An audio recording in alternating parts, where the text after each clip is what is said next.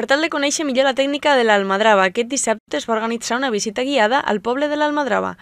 Així, durant la visita es van poder descobrir els orígens del nom del poble i l'art de la pesca des del segle XVI fins als finals dels anys 50 del segle XX. Ja ve històricament d'una almadrava que existia, no?, a Hospitalet, a la zona de l'Illot del Torn i tota la zona de la platja de l'Arenal, i després l'últim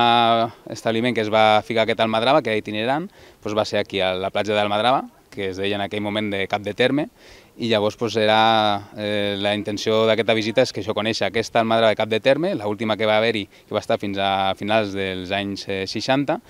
Es tractava així d'una activitat per a que tota la família pogués conèixer l'origen de l'almadrava amb un joc amb els nens on es va simular la pesca. A més, es va poder gaudir de les vistes del golf de Sant Jordi i el Coll de Balaguer. La visita ha consistit, com deia, en veure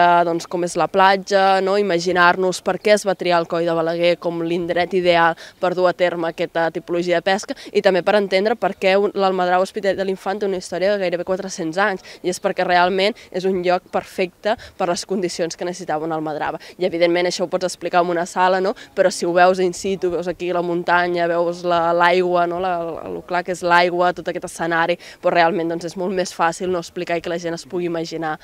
com és realment l'almadrava. Aquesta activitat es va celebrar després que el passat dimarts es fes la presentació del llibre L'Almadrava de l'Hospitalet de l'Infant, a càrrec de la seva autora Judit Vidal i editat per l'Ajuntament de Vandellòs i l'Hospitalet de l'Infant. La visita va sortir del centre de visitants del Coll de Balaguer a 2:15 del matí.